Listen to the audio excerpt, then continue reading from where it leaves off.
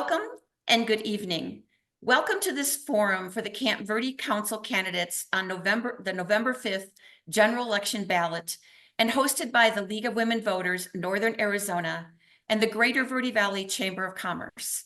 My name is Mary Chaquin. I am a member of the League of Women Voters and your moderator for this evening. Next slide, please. The League of Women Voters is a volunteer, nonpartisan organization that neither supports nor opposes any political party or candidate. Our mission is to empower voters.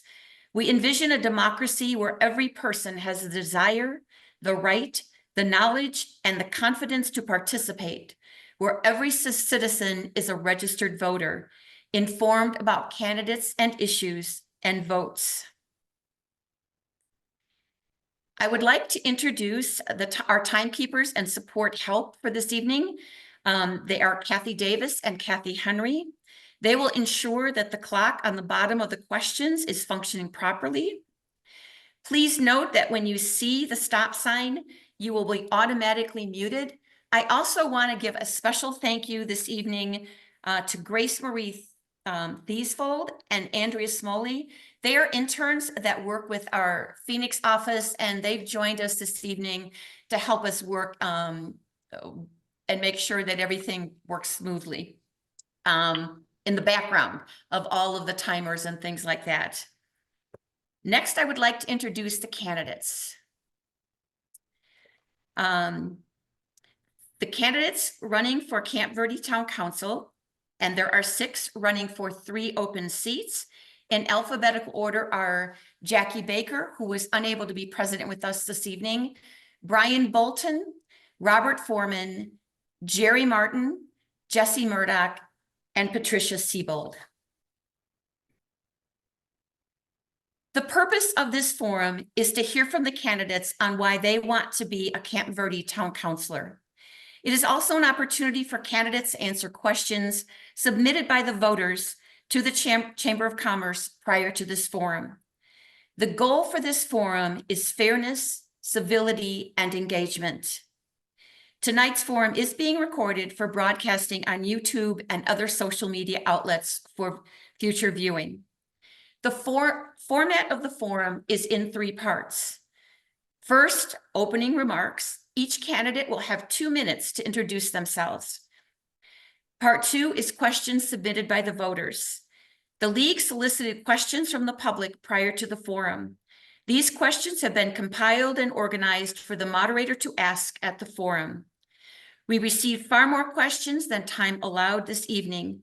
Please contact candidates directly if your questions have not been answered. And part 3 is closing remarks. Each candidate will have 1 minute to give their final remarks on why they want to be a Camp Verde Town Councilor. As we get started, I would also like to go over guidelines for the forum. The moderator's role is to manage the forum fairly for the candidates with the goal of keeping the discussion moving forward. We ask 4 things of the candidates: be respectful of each other's points of view, speak your mind freely, and do not engage in personal attacks, and do not interrupt one another. Time limits on responses to the questions will be strictly observed. The timekeeper will have the responsibility for enforcing those time limits. If these guidelines are not adhered to by the candidates, the moderator will adjourn the forum. The candidates will speak in an order drawn prior to the forum. We will rotate the order of answering the questions. Closing statements will be done in reverse order of the opening statements. And the order for opening statements will be Patricia Siebold, Brian Bolton, Robert Foreman, Jesse Murdoch, and Jerry Martin.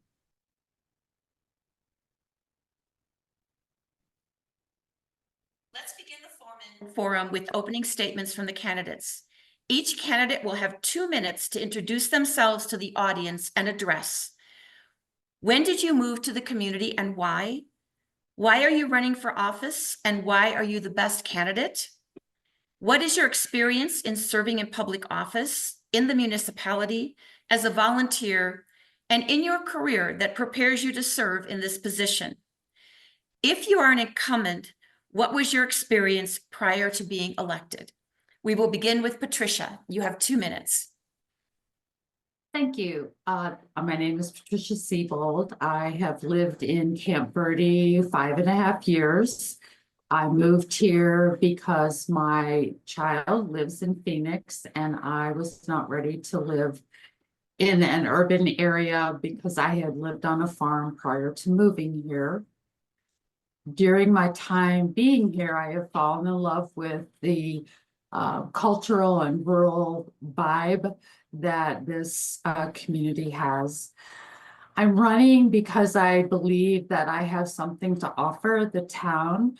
My experience, both professionally and schooling, have led me to a position where I am able to listen, able to analyze both sides. I do a lot of research outside of discussions I have with people to confirm or answer questions that I may still have.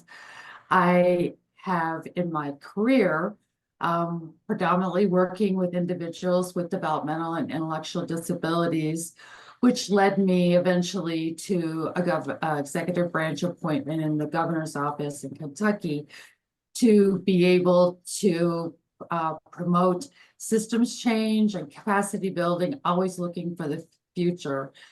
And much of this revolved around creating legislation at the federal, state, and local level to be able to enhance the lives. That allowed me to interact with a lot of partners, a lot of constituents, and people who could offer input and insight into the progress of individuals with developmental disabilities. Thank you. And Brian, we'll wait for the clock to reset before we start. Brian Bolton. Thank you.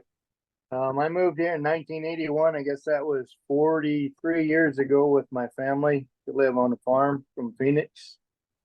And I believe most people do move here to get away from Phoenix. I don't know what really qualifies a person for this position. I've worked with the Little League. I've been on the football board. I've been on the fair board. Most of them I've been associated with 4-H and FFA all my life that I've lived here. I've just been on several boards and I like to talk to people and people like to talk to me. And I think with an open mind and some common sense, we can get through and hopefully that's what we need to do. I not a person of a whole lot of words. So, you know, I just think that common sense is the main thing that we need in this office. Thank you, Brian. Our next candidate is Robert Foreman. First, I want to thank the League for putting this on and the Greater Chamber of Commerce for putting this on. Appreciate the opportunity. I moved here to Camp Verde in 1992, grew up in the mountains outside of Prescott. After service in the Army, I lived at Grand Canyon for 16 years. And when I moved here in 92, I became involved in the community. I worked in the Kiwanis Club for several years. I coached T-ball for several years. I served as chairman of the Board of Appeals for a couple of years, served as chairman of the Planning and Zoning Commission for several years. When we did the 2006 general plan, I was on the Planning and Zoning Commission. I worked for the town for 16 years as the building official, the fire official, and the safety official. And I worked on the 2016 general plan as the building official. I retired in 21 from the town. The council reappointed me to the Planning and Zoning Commission. We are working on a general update of the zoning ordinances right now. We're also working on the animal count issue right now, and we started work on the 2026 general plan. The reason I want to run for town council is because I very much care about this community. I've always been involved in this community for over 30 years, and I have the experience and the knowledge to do a good job. And I honestly think I would be a good council person, and that's pretty much it. I have no personal agenda. I just want to do what's best for everybody. Thank you very much. Thank you, Robert.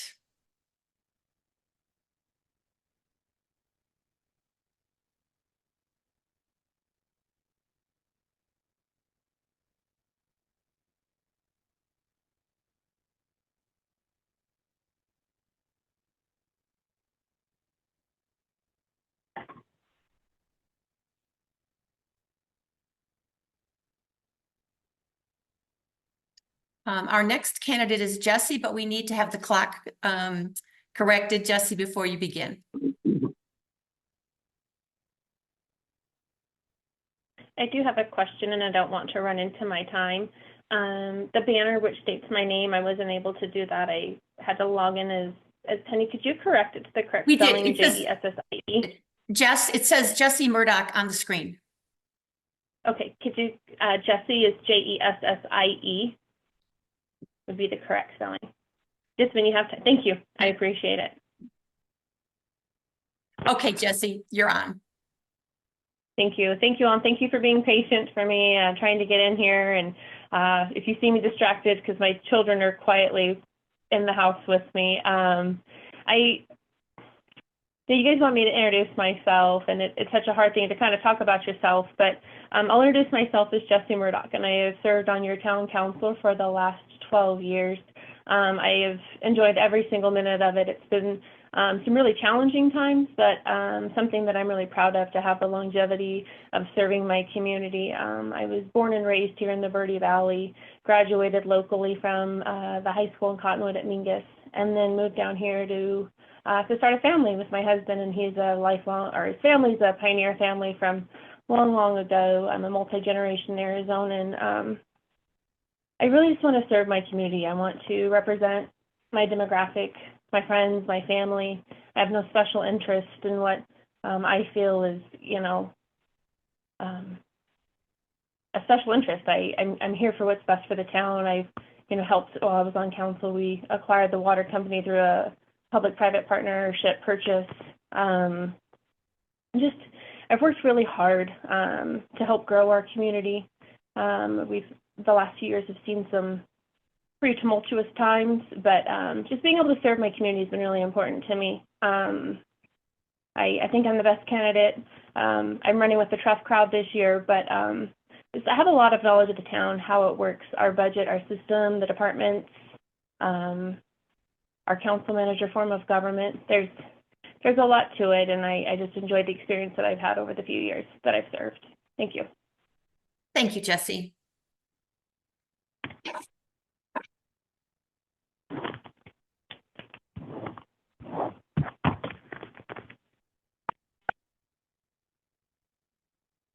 And our final candidate to make an opening statement is Jerry Martin.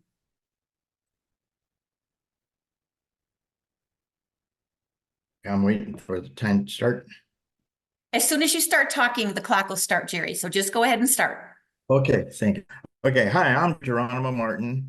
We moved to Verde from Lake Havasu City in 2017. After vacationing in Verde Valley for several years, we fell in love with Camp Verde and moved here for the quality of life. I am actively involved in community civics and have sat on 5 years of council meetings when my wife was involved in the city management in a city of 30,000 as part of her career. I learned a lot via osmosis. I regularly attend P&Z and council meetings, volunteer at Fort Verde, and am active in Veterans Administration and organizations, and work with the Yavapai Nation, and I'm a watch captain for 40 neighbors. You can find more about my credentials and experience on my website at geronimolegends.com. I mentioned that I moved here for the quality of life. That and my property value has decreased after the takeover of Arena del Loma in 2021. This is why I'm running for office. I am deeply concerned about the proposed change in the animal count. Why are we changing these ordinances? Why is this change being brought up at this point and not determined with the inclusion of the 2026 election to approve the new general plan? 178 respondents to the survey on changes in the animal density is not a large enough sample to make a definitive decision about making significant changes. There is no need to rush through this. The benefits from rushing on this project is only selected for a selected few. Will the new ordinances be easier or more difficult to enforce? What is the most feasible ways to controlling the number of animals on the eligible parcel? What are the legal ramifications of this animal use change? ASRS 12-1134 discusses owner property rights. Jerry, Okay. thank you. Question number 2. Camp Verde's general plan will expire in 2026. What is your familiarity with the town's current general plan, and what topics do you feel are important to address in the upcoming amendment process? Have you taken part in the general plan meetings or read the notes from the meetings that are currently occurring? Our first speaker will be Brian Bolton. Hello, and thank you. Yes, I've read over some of the general plan. The plan, of course, as we know, was the 2025 plan. They've extended it beyond that. There's a few areas. Hopefully we have a few areas to work on, like the 60 corridor, preserving what we need there in growth, because growth is going to happen whether we want it to or not. We just need to put it in the right place and the right businesses. Our river, that is another corridor that hopefully can preserve and keep, because that is something that nobody else in the state has. Thank you, Brian.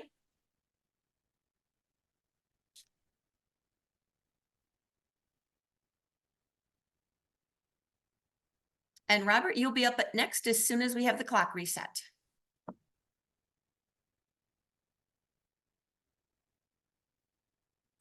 Robert?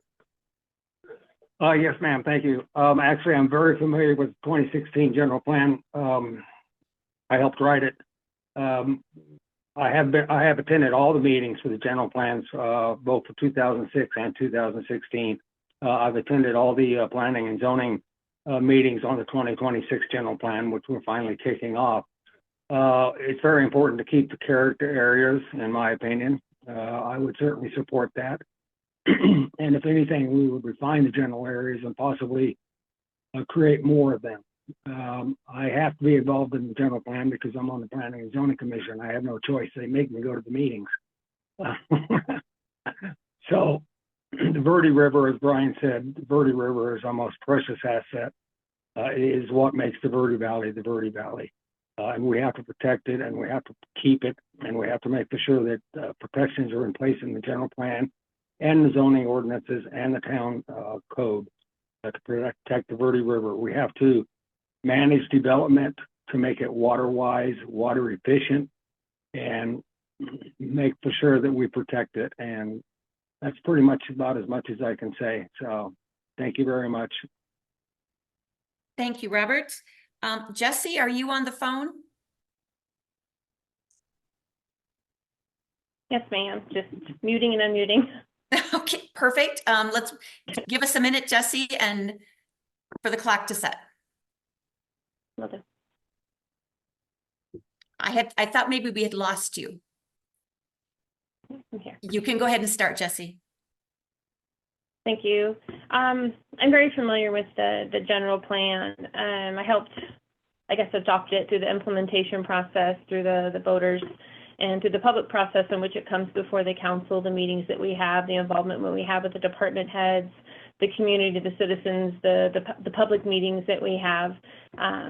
We developed it, 10 years ago, and the years it took to get that going. Through that process and over the years, town has changed a bit. We're growing. Areas that were undeveloped are becoming very developed. We have a lot of water users within the Verde River watershed system, so water conservation is pretty important, or if we don't want to, I don't call it conservation, use it wisely. I don't want to limit the water resources that anyone in the Verde Valley has. We need to make sure that we have controlled growth, appropriate growth. We need to redraw some of the boundaries of the character areas, move some of them around, and redefine what some of those character areas are and what it means.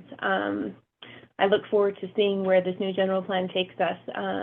We're a young community with old roots, but we want to stay on the brink of where we can develop and what's right for the town. So moving forward with the new general plan, I'm really excited to see where it goes.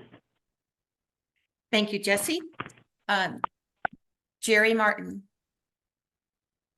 Yeah, a general plan, thanks to Jessie and her explanation, that she's right on target, and I appreciate her involvement in that. I have gotten together with several authors of the general plan, such as Miss Pate, which was a veterinarian in the area, the ex-mayor Charlie German, and some other the individuals that participated in the general plan. Done.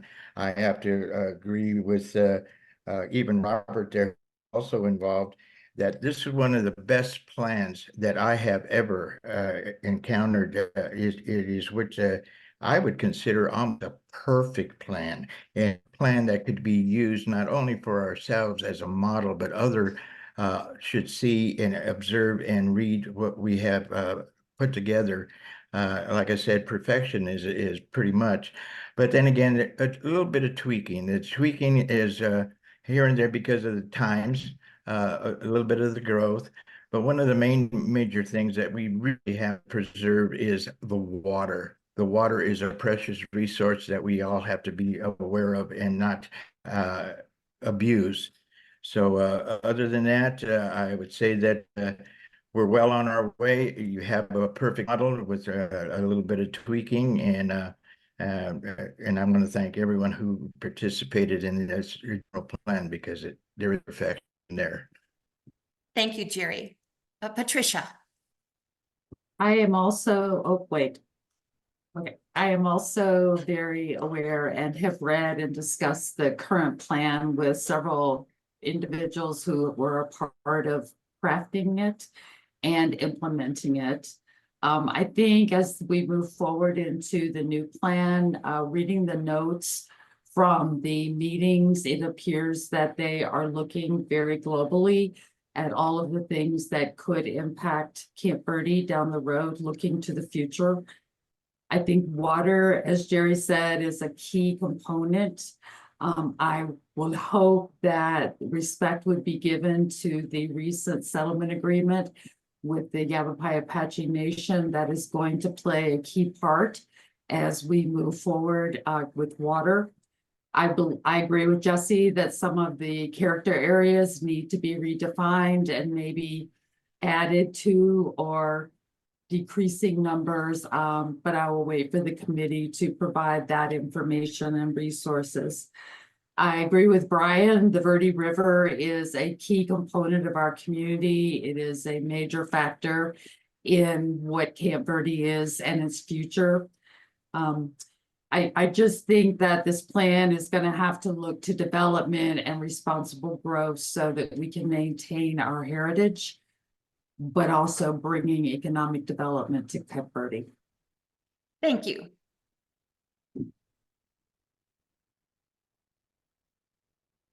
Question number 3. And just so you know, they have fixed the timer. It will automatically go back to the correct time and start when you start speaking. So we don't have to wait between candidates for the clock to reset. So the third question is, what is your understanding of the council manager form of government? What is the council's role in supporting the success of your new town manager? You have 1 minute to answer this question, and we start with Robert.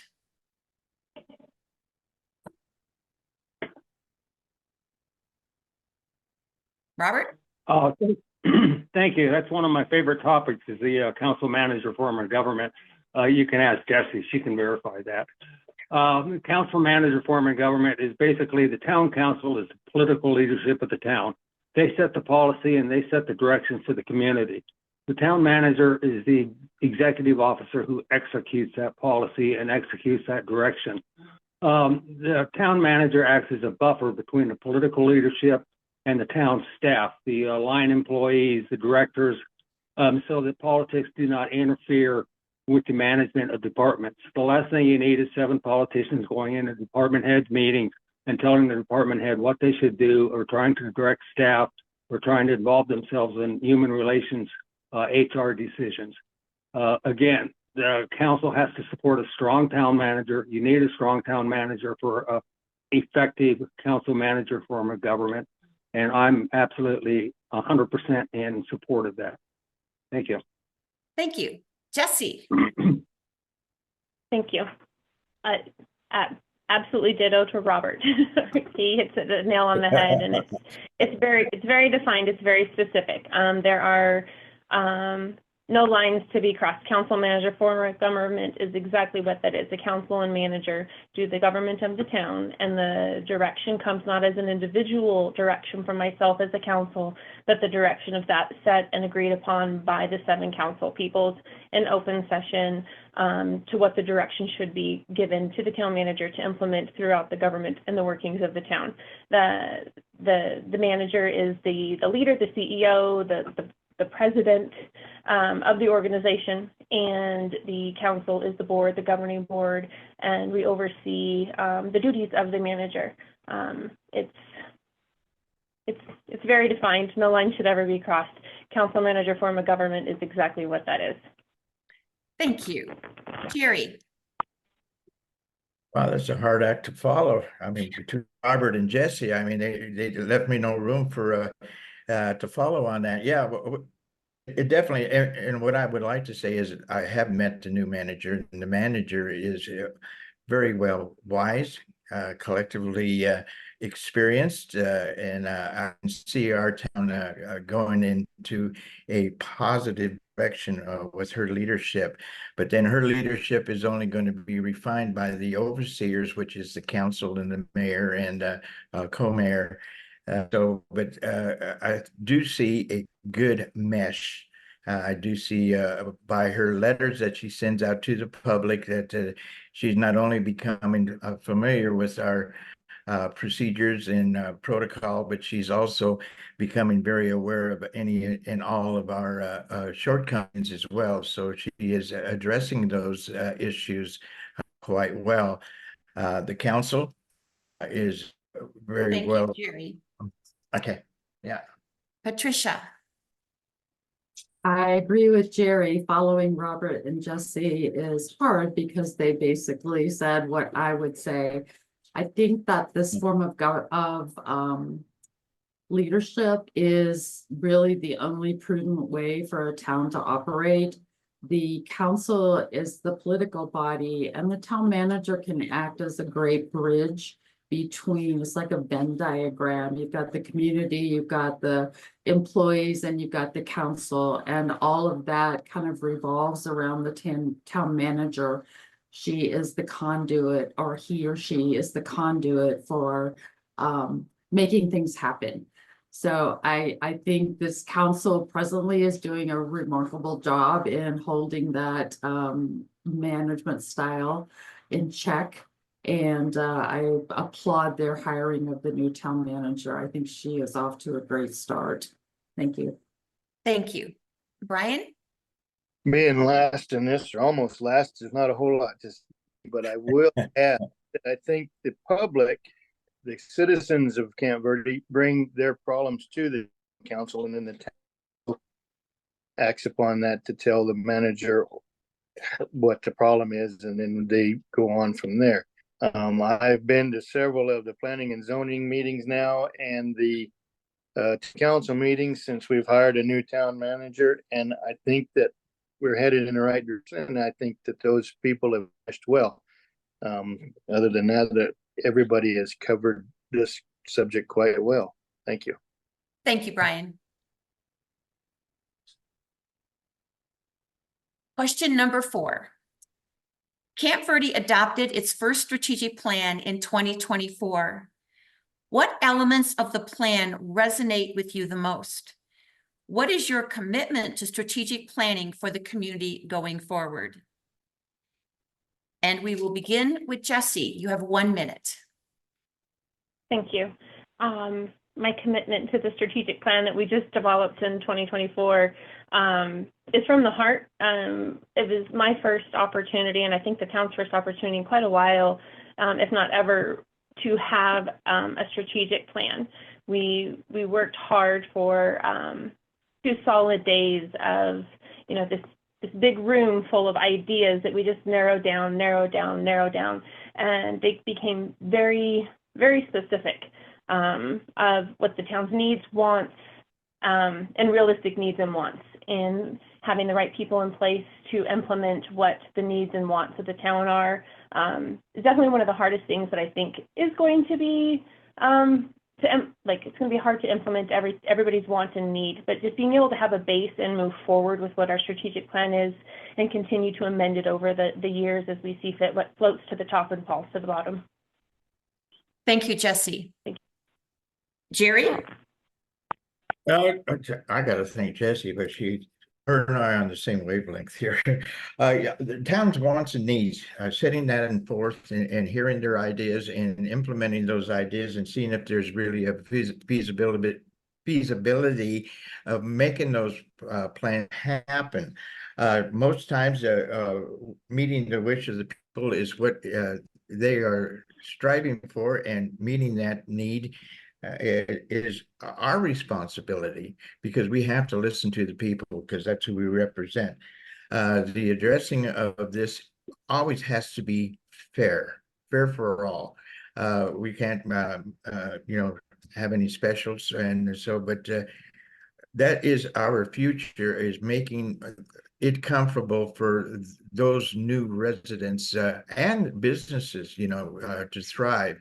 And of course, when it comes to ideas, not everybody's always on the same page, but that's where our expertise comes in as counselors, that we counsel in the right direction.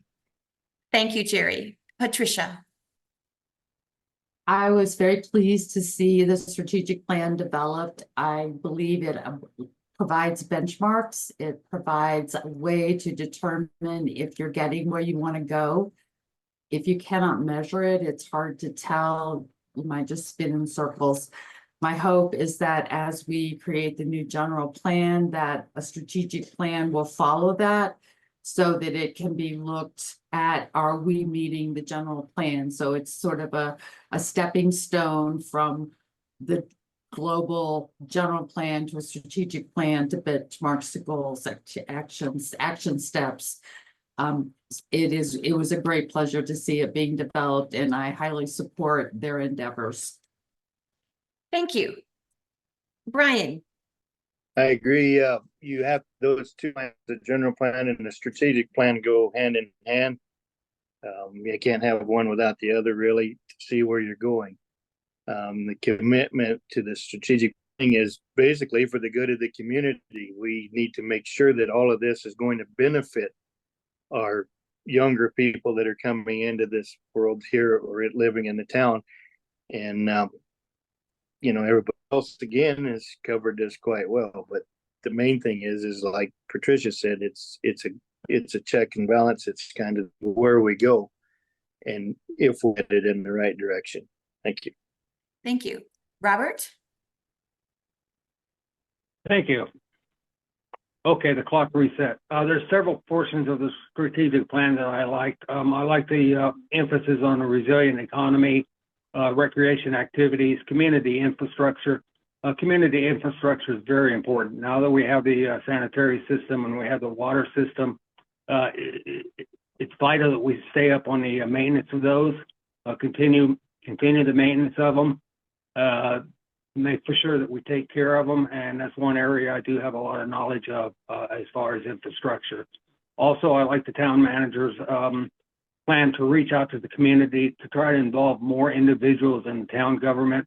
A lot of times it's really hard to find enough volunteers for our boards and commissions, our Parks and Recreation Commission, our Board of Appeals, Planning and Zoning Commission. We had to combine the Board of Appeals and the Board of Adjustments into one board because we simply could not find enough volunteers. So I like that portion of the plan. Thank you. On to question number 5. Camp Verde is currently considering a number of amendments to its zoning code, animal point counts, conditional and by right uses, planned area developments. What is your familiarity with these issues, and what other areas of the code may need to be addressed? We'll have 1 minute, and we'll start with Jerry.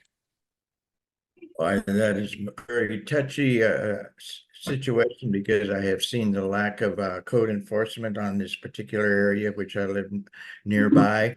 I also see that the town has fallen short on the code enforcement at times on this particular item. This is one of those that I had mentioned earlier, that understanding that why is this an important issue to be done now when it ought to be done by the people. The people need to do this, not the council. They could see this plan for themselves and determine what is right and what is not. We've already been through this issue in the past. It just shouldn't be what it is. And if it gets pushed down our throats, we will be ratifying this because it should not be gone through the way it is right now. Thank you, Jerry. Patricia. Since I made the decision to run for town council, I have familiarized myself with many of the codes, and there are pages and pages of them. I have heard council and planning and zoning begin the discussion of whether all of the codes and zoning rules and ordinances need to be reviewed as one together, or whether they should be sectioned out. I think that there's probably a lot of overlap. There's a lot of confusion as to what I guess I should use the word interpreting. Interpreting some of the current codes is very difficult. I think it reads one way, someone else, and there's no one there to offer the clarification. So I believe that the codes need to be reviewed and revised to bring them up to date, especially with the current plan, especially with the climate of our continued growth in Cape Verde. Thank you. Thank you, Patricia. Brian? Yes, I I think that some of this is very touchy. It's very dear to a lot of people's hearts. I have, since I have decided to run for this council position, I've been to several of the meetings, and I believe that code enforcement is always going to be a touchy thing. But I believe they're headed in the right direction, trying something new. They're having civil hearings now for people that are in code violations. People that are in code violations are never going to be happy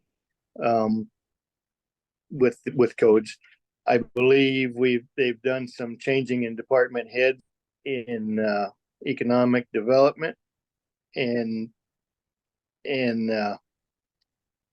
I think that that's going to help, because a lot of our codes right now are community development is what I meant, but the development, the determining what a code is who and what sees it which way, and I think that's going away now. Thank you, Brian. Robert? Yes, thank you. Actually, I'm more familiar with these things than sometimes I want to be. Right now, planning and zoning is working on a complete rewrite of all the town ordinances, the uses for residential areas in particular. We've also been working on the animal point count for quite a number of months. Town council directed that a commission be set up of citizens to look at a possible change to the animal count ordinance. We're having a final meeting. I hope it's the final meeting on October 3rd, and we will forward our recommendations to the town council. I hope we'll be able to wrap it up by then. So I would encourage anyone interested to attend that meeting. Also, this Wednesday, the town council is going to be having a meeting, and they're going to discuss the priorities.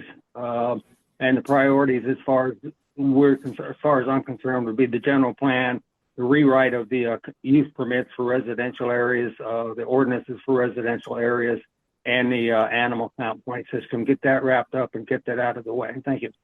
Thank you. Jesse? Mayor, I have a question. I I now have audio on my computer. Can I hang up the phone and keep my connection? Because that's how I've been communicating. I don't know the answer to that, so I'm afraid if you switch, we could lose you, and I wouldn't want to do that. Okay, let me make sure that I'm muted on my phone and just let it sit here.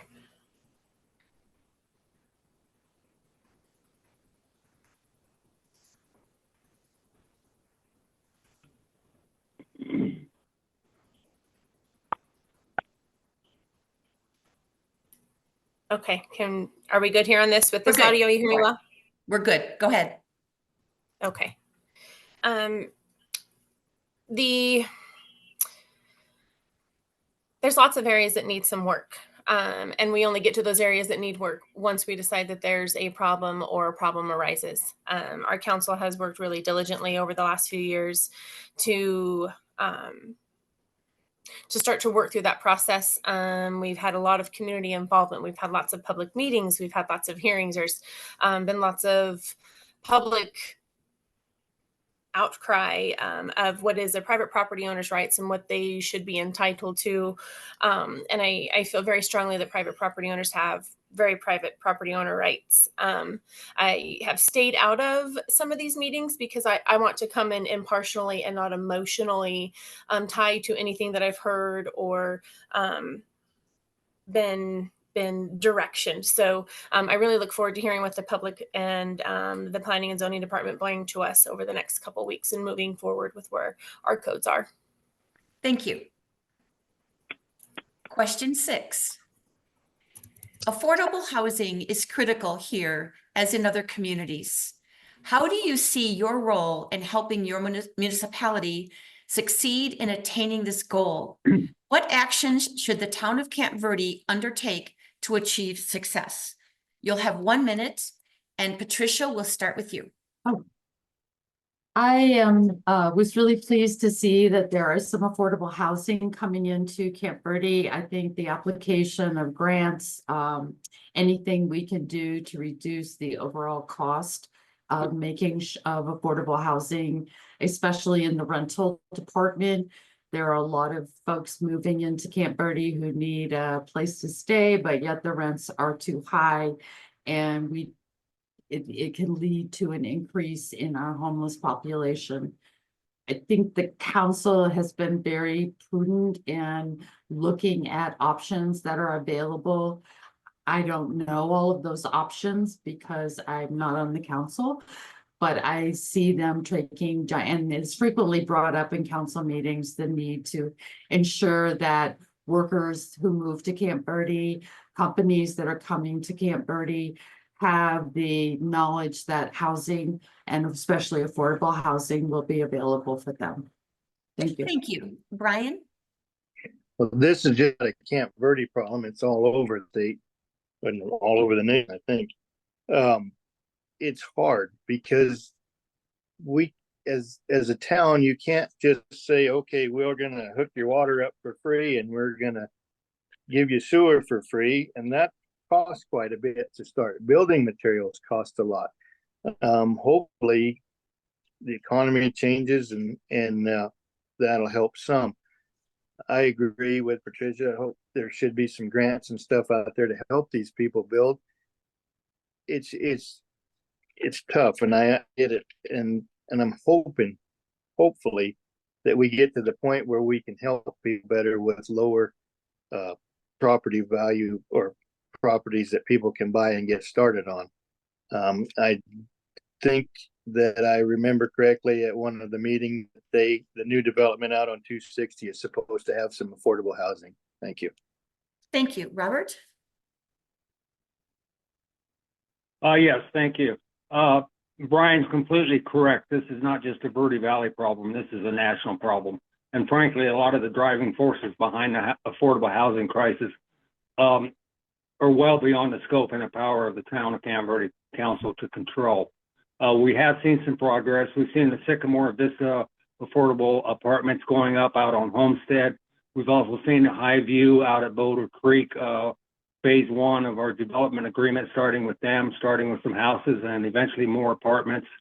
I personally have a couple friends of mine that are homeless, and it's a bad situation. And I was just talking to a town staff member today who unfortunately has to live in a fifth wheel because that's all they can afford. So the council should look for any kind of grant. We should look to encourage any kind of development, but at the same time, we have to keep an eye on our water usage, because without the Verde River and without water, Camp Verde will cease to exist. Thank you. Jesse? Thank you. The most recent project that we have worked on is the Sycamore Vista, and they will have the credits that go to the developer for affordable housing. It's very hard. Our budget is what we think is a really big budget through the town government, but ultimately the contribution from the town would not serve everybody, and so we work with what we have. We provide public outreach services, opportunities to meet within our town facilities to provide support to people who are in need in various ways. I look forward to seeing what we can do in the future as our town grows, more development comes to the town, conserving the water use. But it's going to take an entire community and an entire a lot of thinking by a lot of the leaders in the community to see where we can move forward with some more affordable housing. Thank you. Jerry? As it's been said before, I think part of this is a big national county, etc. But when it comes to the town has this opportunity of having vacant land that they should be able to purchase and be in control of the housing. And the affordable housing should be gone to the working force. What I mean by the working force, I'm talking about our law enforcement, our firemen, etc. Build the housing, manage the cost, have the income, vet the tenants, and that is another source of income, but it's also taking care of our townspeople that serve us. We need to serve them by giving them affordable housing. Thank you. Mhm.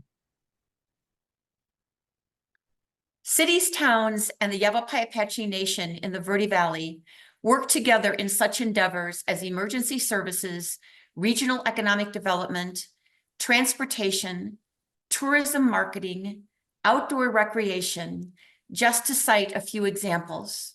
What role should Camp Verde have in regional initiatives, and what collaborative actions would you support?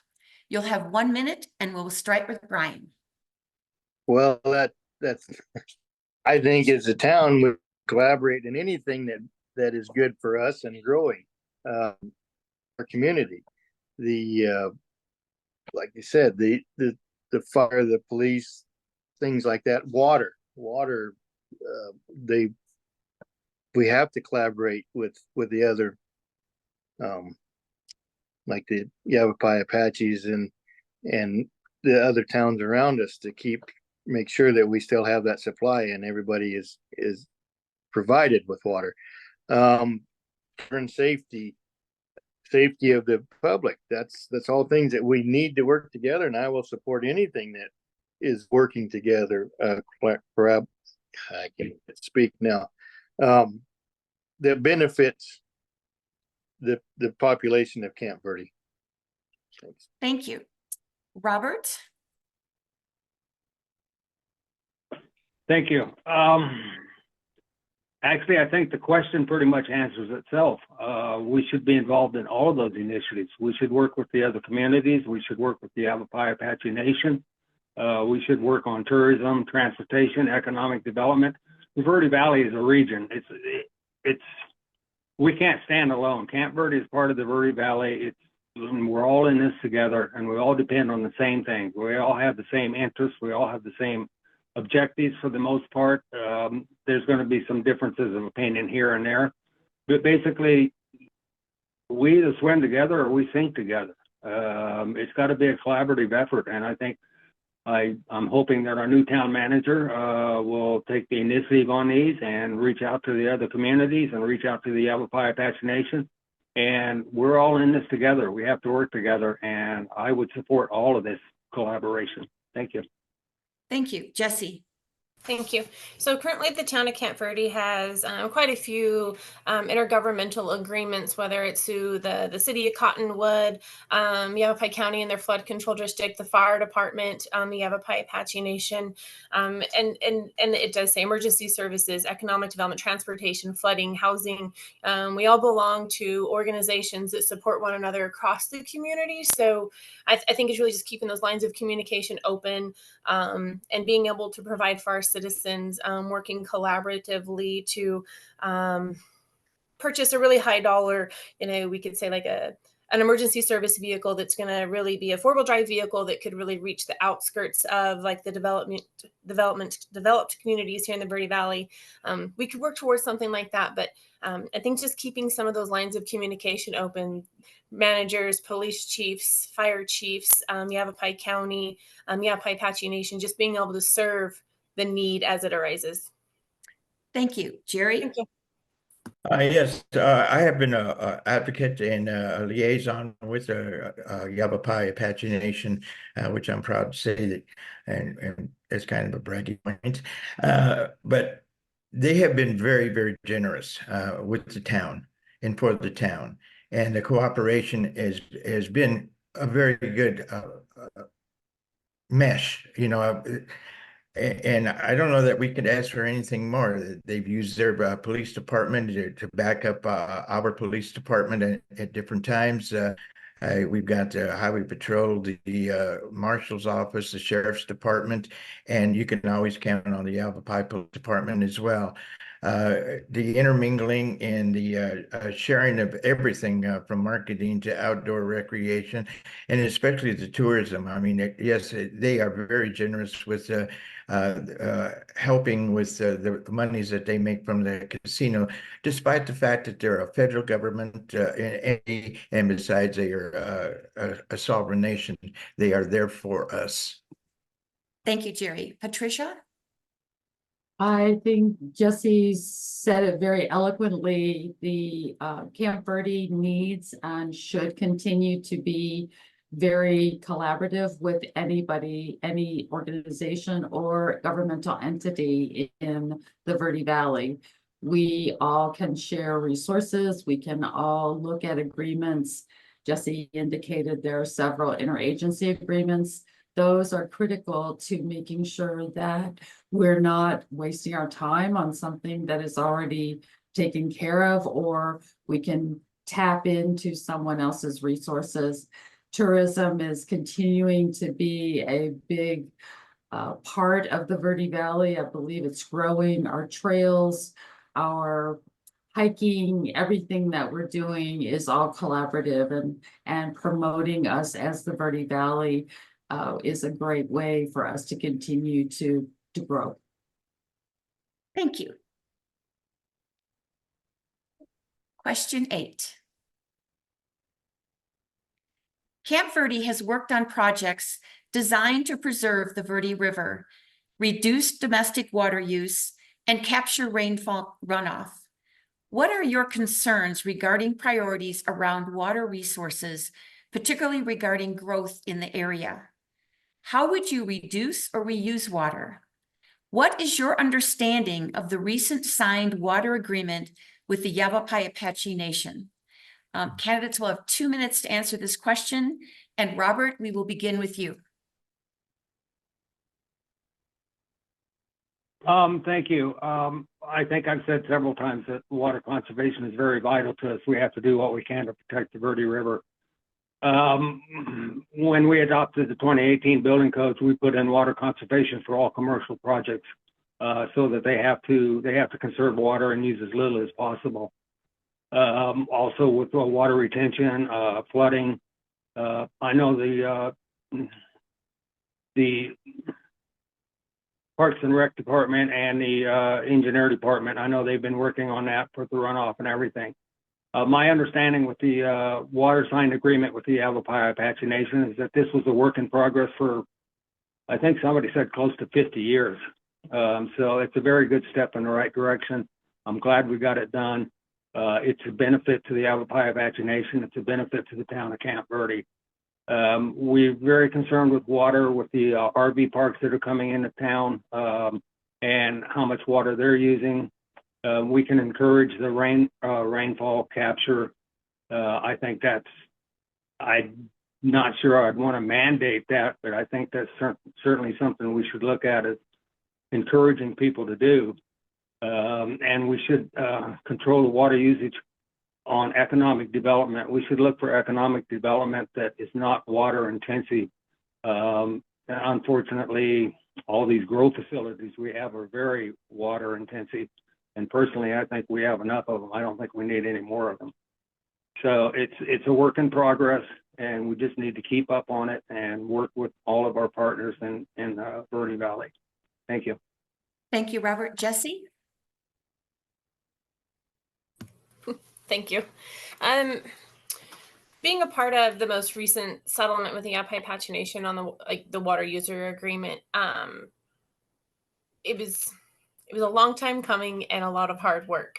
I'm really proud to be a part of that, and through that, the Yavapai Apache Nation went through, or is going through, federal and congressional approval for some, we can just call them water credits, and water to the Verde River, and what they will receive. And becoming a partner with the Yavapai Apache Nation, it ensures the town of Camp Verde, through the agreement, that we will be users of the same system.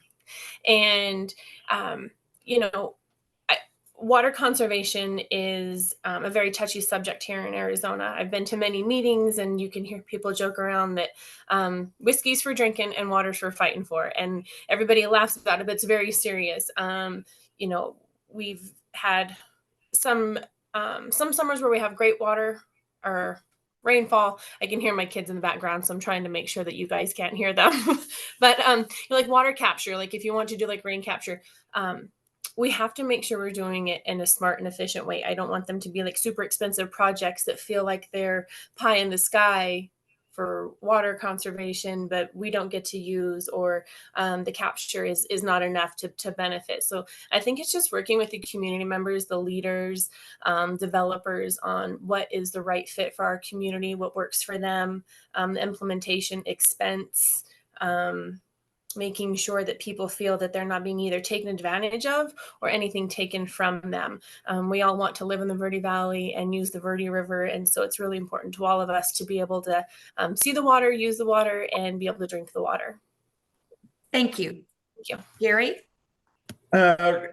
I'm glad it took 50 years to start sharing the water, because they were always in control of the water, but they're always generous, and they always have been, and they always will be, and they are more than just neighborly.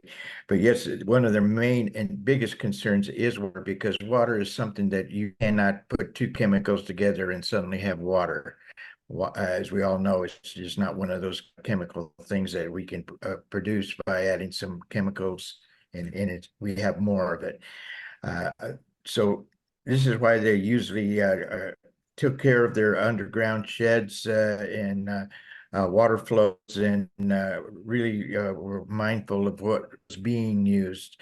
Now it's the responsibility of those of us that are now have access to those water privileges and rights to do the conservation and to treat the water as they see it, a precious commodity that cannot be replaced.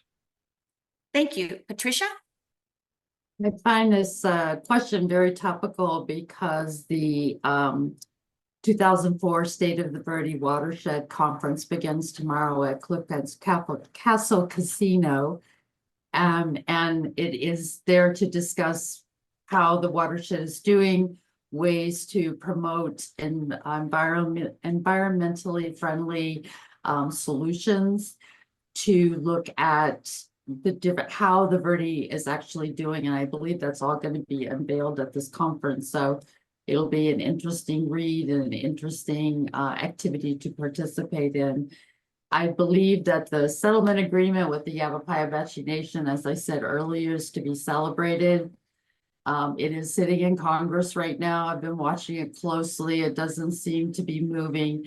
There is a lot of money attached to it to build a pipeline, and I think that may get some pushback. But those of us that support it need to let our Congress people know that they need to move this legislation forward. It's been a long time coming. I am beginning to learn more and more about soil conservation and soil moisture counts. I am going to be participating in a program looking at how much flood irrigation my property actually needs, as opposed to how often I'm actually doing it. So I want to do my part as a citizen, but I also, as a council person, want to have the global perspective of how we can maintain our precious water in Cape Verde and the Thank Verde you. Valley. Brian, Yes, thank you. Water usage in Arizona has always been a tough subject, a touchy subject, one to fight over, as Jesse said. I think that in our housing developments and stuff like that, they've helped a lot by using low flow toilets and faucets and things like that help. Doing natural landscaping instead of everybody having a grass yard. Unfortunately, I like a grass yard, so that's tough. But they're using our irrigations responsibly and not losing them. Protecting our river from the downstream users is a big part of this also. We cannot take it away little by little. But as far as the Yavapai Apache Nation and the agreement, it's a great thing. It's like they said, it's been a long time coming. I was not completely aware of it till I decided to run, and then they signed it and we got a copy of it. And it's an eye opener and a lot of people should look into it if they haven't yet. But I think the biggest thing is just information and knowledge to reduce our waters. And then there's several ways to do it. And many places you can do it online. There's ideas all the time. And I hope we can, because I do not want to see the Verde River go away. Thank you. thank you. And candidates, if you're amenable, I would like to keep going and ask the rest of the questions, even though we're going to go beyond 8 o'clock tonight, since we got a late start. I hope that's all right with everyone. Yeah. So question 9. What are the top 3 issues facing Camp Verde in the next 2 years? And how would you meet these challenges? Please be specific. What resources are needed to address these issues? How would you be visible and transparent and engage the community in identifying and addressing these critical issues? We will begin with Jesse.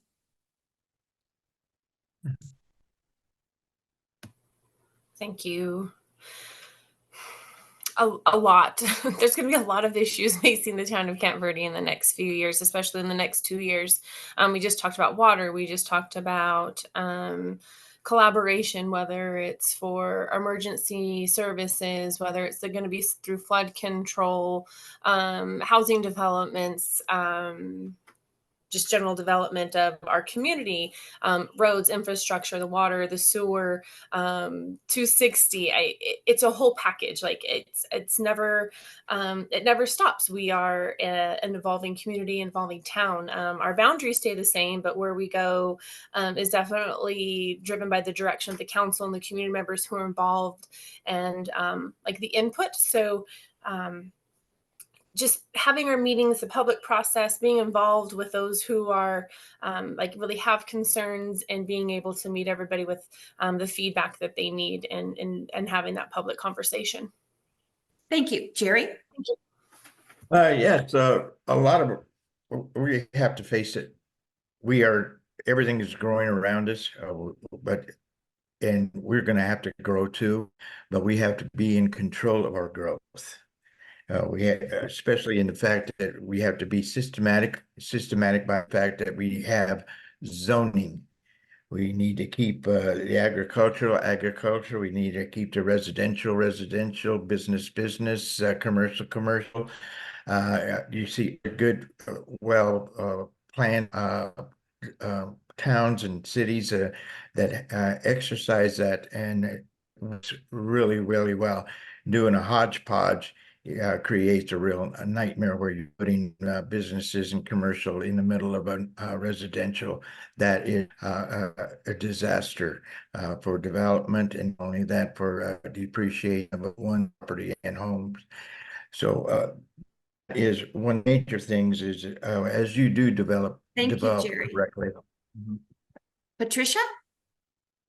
Wow, that was a loaded question. I think probably the number one thing is going to be development, and that branches out into, as everyone has said, water use, infrastructure, making sure that our community can handle the amount of development that is happening, making sure our development agreements, which are now being used, include water retention, water use, and any, utilizing any innovative research that is coming down the pipe to improve the development and making sure that we're using our valuable resources carefully.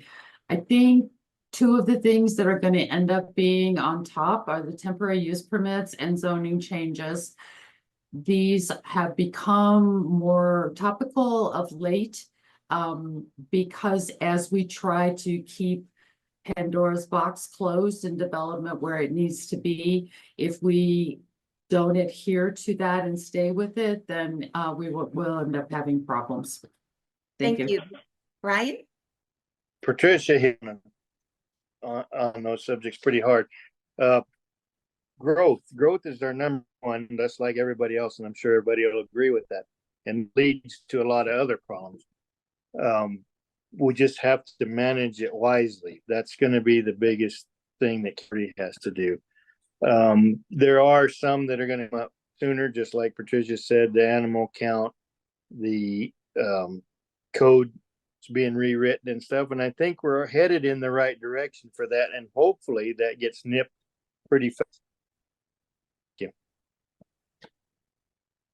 Thank you. Robert? Thank you. There's a lot more than three. There's a whole host of issues, and then there's always the unexpected that you don't see coming. I would say finishing the general plan, growth and economic development, and affordable housing. And all three of those are tied into water. In addressing those three issues, you always have to take into consideration water. Jesse said something that reminded me of what my dad told me once. He said, if you want to start a fight in Arizona, just use the word water. As far as being open to the public, I think our town government has always been open. I think they've always been open and visible to the public, and it's a two-way street. The public also has to choose to be engaged because the democracy is a team sport. You have to be engaged. You have to be willing to spend the time. You have to be willing to talk to your council people, go to the meetings, go to the P&Z meetings, read the reports. But I think our town government has always been quite open. Thank you. Thank you. Question 10. Many of the town's issues involve the participation of outside entities. How will you navigate and build partnerships with ADOT, Yavapai County supervisors, U.S. Forest Service, National Park Service, state parks, state representatives, the governor, congressional representatives, FAA, Yavapai College, NAH, and any other entities that control parts of your town that affect resident quality? What are the top 3 most critical partners and why? If you are an incumbent, explain your current working relationship with these entities. And we will begin with Jerry. Well, it's real simple. The first ones that you've got is you got the national parks, you've got state parks. They're right next door. They're within our boundaries of Camp Verde. Then you expand out with ADOT, which you got I-17. You could go on and on. All of these entities are there for us and us for them. I mean, it's a partnership that does exist, and I've seen them at our meetings as representatives. And the town of Camp Verde, though it's only anywhere from 12 to 14,000, has done more than a marvelous job of hosting these individuals, helping these individuals, and vice versa. And I don't see that there is a problem. I do see a well-rounded cooperation with these entities. So everything really is working real well with all. I'm looking across the board here. We're all in contact with each of the entities. Thank you. Patricia? This is a really difficult question because as I look at the list, it looks like all of them at any given point could become a critical partner. Not everyone at the same time, but there are issues that come up that actually need the involvement of ADOT or the Yavapai County supervisors.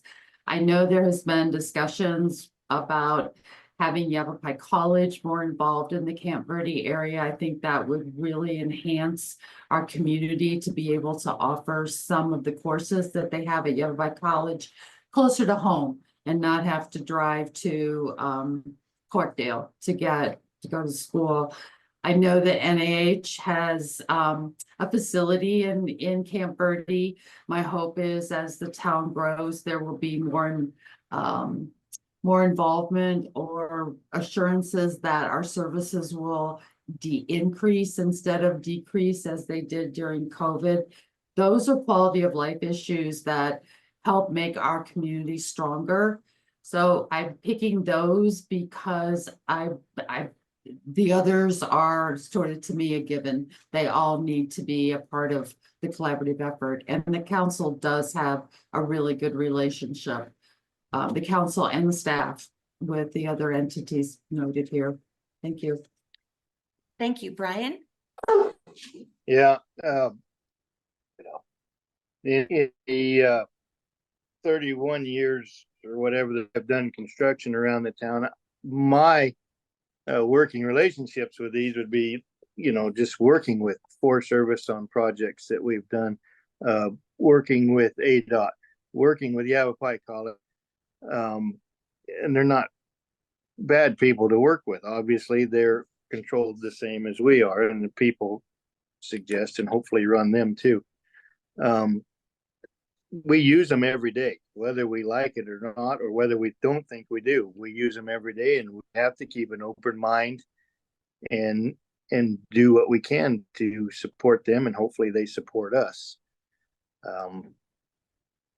I don't know how we would ever, until a situation arises, you can't really answer these questions the way people want us to. So I'm just hoping that as long as people have an open mind and I have an open mind and we use common sense, that we work with all of these. Thank you. Thank you, Brian. Robert? They're all important. We have to deal with all of them. Probably the closest ones would be the Yavapai County supervisors, our state representatives, but also Yavapai College and Northern Arizona Healthcare. Northern Arizona Healthcare is a big one. One they left off that I think they should have concluded in this question is the Yavapai Apache Nation. They have a great effect on our quality of life, and they're a partner here in the Verde Valley, especially in Camp Verde. Also, the Forest Service. We have an awful lot of Forest Service land that are in the incorporated boundaries of the town. Forest Service usually does not like to keep land that are in incorporated areas. Their long-term plan is always to eventually get rid of that land. We have to look at that in the future. I don't think it's going to happen anytime in the near future, but it will happen.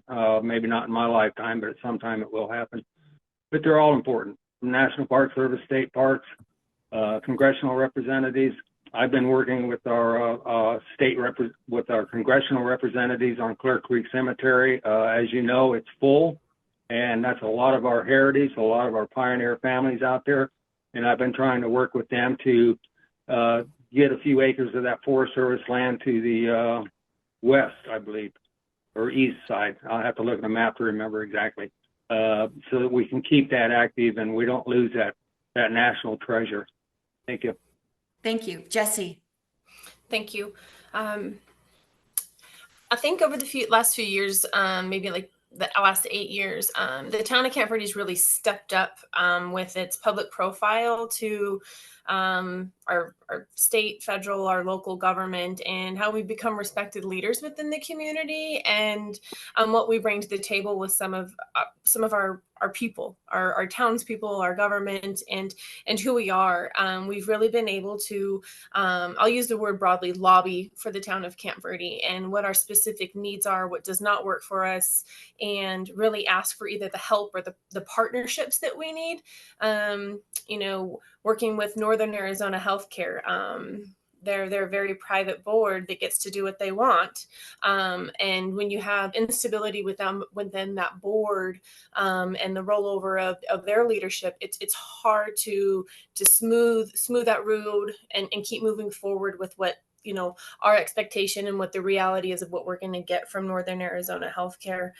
We have great partners at the Yavapai County, Yavapai Apache Nation, with our local emergency services, and I'm really proud of the relationship and who we become as a public player in the government in Arizona, and what we're able to ask for and get in return. It's nice to feel respected and well taken care of when we have needs, and we're able to get a good response back. Thank you. Thank you. We'll now go to question number 11. And just so you know, this is the last question, and then we will finish with closing statements. This question: the Camp Verde Sports Complex is now partially open and serving the community. What are your priorities for upcoming projects at the sports complex, and how will that project be built out in the long term? And Patricia, we'll start with you. Well, I will say that my number one priority has been and continues to be ADA accessibility for seniors and individuals with disabilities. Right now, it is extremely difficult for anyone who has a disability to be able to enjoy the sports complex, to watch their grandchildren or children play baseball, soccer. I'm absolutely like a dog with a bone on this one. To me, it is reflective of the inclusive attitude that our town has for anyone who may require different supports than people who are capable of doing things. So that is my first. I think it will, I'm liking some of the plans that have made. Obviously, right now, the concession stand and restrooms are a high priority. I have not actually looked at plans for future development. Thank you. Brian? Well, I think it's a great start that they have out there. Obviously, they're working right now on getting the concession stand and the restrooms up and running. That would be a great project start. I believe just getting it finished someday. That's paving areas and making it accessible for everybody, because it is a beautiful facility, and really there's no turning back on it now. It needs to continue. So I hope they do that. I hope if I get elected that I can help work on that too. I know the current council is working hard at finishing some things. Kudos to them. Thank you. Thank you. Robert? I completely agree with Patricia. The number one priority is to make that ADA compliant so that people with disabilities can access that facility. Also the bathrooms and the concession stand. I'm not sure how the ADA situation happened, but it needs to be rectified as quickly as possible. As far as the build out, I first became involved with talking about a regional park back in '97 when we had NAU come down and do a study on it. And it's always been a major priority with the people of Camp Verde. It's a tremendous draw for tourism. It's a tremendous draw for bringing money into town, frankly. It would be a great asset to us economically. And I believe they originally were talking about a 10-year build out, and that sounds about right. You don't build these things overnight. But again, I would go back. Number one priority is to make it ADA compliant. Thank you. Thank you. Jesse? Thank you. This one's near and dear to my heart because I spend most of my time out there or at Butler Park, or just this weekend we traveled over to River Valley to play football. I spent a lot of time at sports complex all year long.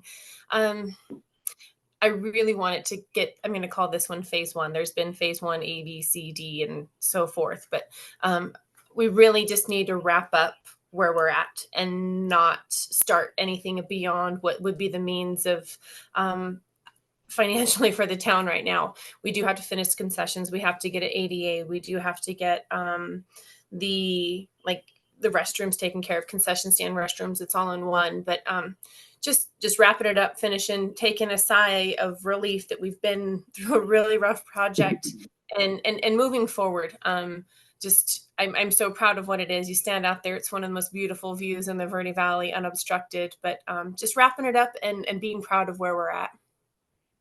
Thank you. Thank you.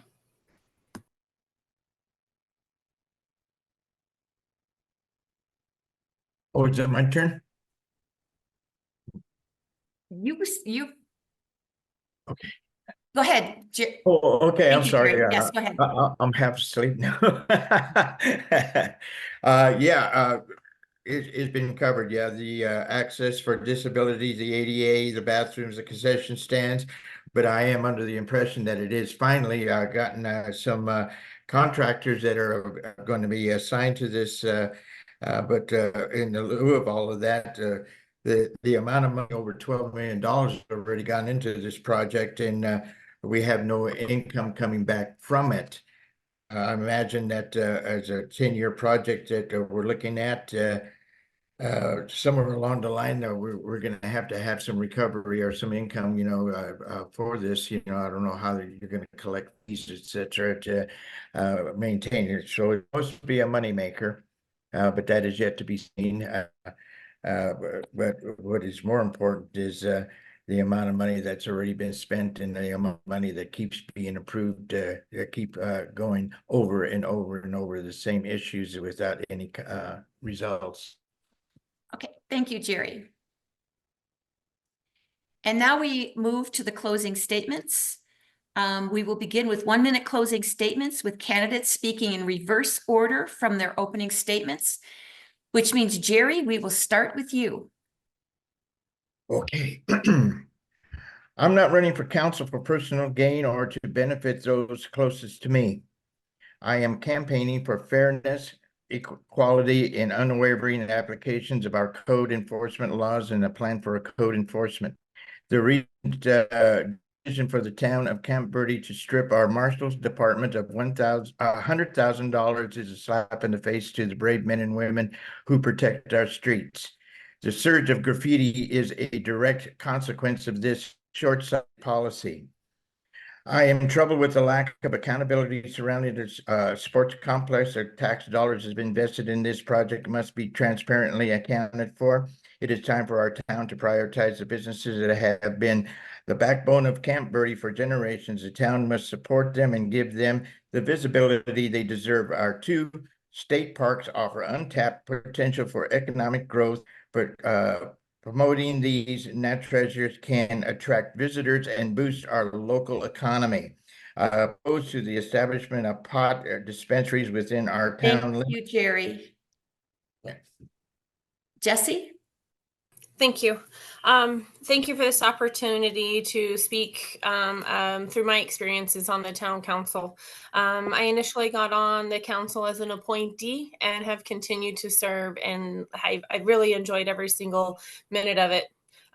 Actually, I take that back. There's been some times that have been really rough and I've come home crying. But I love my community. I want to continue to serve. There's lots of unfinished work. I think that our town council is legally transparent as we can be. We serve through executive sessions. We've been through legal issues. We provide big public transparency through our financial documents. I want to continue to serve. I want to make the town of Camp Verde the best that it's ever been. We are an unfinished project, and I want to continue to serve my friends, my family, and every single citizen that lives here, and give everybody the best opportunity they have to thrive within the town. Thank you, guys. Thank you, Jesse. Robert? Again, kudos to the League of Women Voters. My mom was always involved with them back in her day, and kudos to the Greater Chamber of Commerce. My mother's family came to Arizona in 1860, and my father's family came to Arizona in 1930. I'm a fifth generation native. My grandchildren are seventh generation natives. I've been very involved with Camp Verde for 32 years. I think I've shown in my commitment and my love for this community, and I want to serve this community. My youngest son has expressed a desire to come back to Camp Verde because he's getting very tired of city life, and I'd like to make that available to him. And I would like to keep this a rural area as much as possible with reasonable economic development along the I-17 and 260 corridors. I've shown that I've committed to this community, and with my background and my experience, I honestly think I'd make a good council person. If I didn't believe that, I would not run for the position. Thank you. Thank you, Robert. Brian. Yes, I too, I would like to keep this as rural as possible. I know growth is inevitable and we can manage it and control it. I decided to run when I had some grumblings of my own and got involved, and people said, why don't you run? It is a great opportunity to help your town grow ways. I would like to bring more public input to the council if I get elected. I'm hoping to be a person that everybody can talk to and proceed. There's a lot of issues that people don't realize until they're too late. And a lot of it's just because they don't get involved. I want this to be a place that my kids and grandkids can continue to live and be happy. And I really want to thank you guys for inviting me on this, even though my public speaking is not that great. Thank you. Thank you, Brian. Patricia. As with everyone else, I want to thank the League and the Chamber for sponsoring this Zoom forum. I made the decision to throw my hat in the ring, so to speak, after a lot of contemplation and talking to friends and other folks about what I could bring to the table. And through their encouragements, I've discovered that I'm really learning a lot. I have met some awesome people that I probably would not have crossed paths with had I not taken on this opportunity to run for town council. I feel like I have the skill set. I'm a good listener. I understand a lot of legalese and legislation, and I'm really enjoy looking at both sides of an issue and helping come to a good outcome. And I want Camp Verde to thrive. I love who it is, and I don't want to see that change. Thank you. Thank you. And in conclusion, candidates, I would like to thank you for participating tonight and for the thoughtful responses that you have had to these questions. And I know there are even more, but it's obvious you've spent a lot of time thinking about this and how you will serve the residents of Camp Verde. I would like to remind everyone that Election Day for the general election is November 5th. The last day to register to vote, to change your party registration or update your address is October 7th. Ballots will be mailed, and the first day to file an early ballot is October 9th. Completed ballots can be returned by mail or dropped off at an election location in your town or at the county election officers. Thank you, candidates, again for your participation. And to all voters, please remember to vote. Voting is our power. Thank you and good night.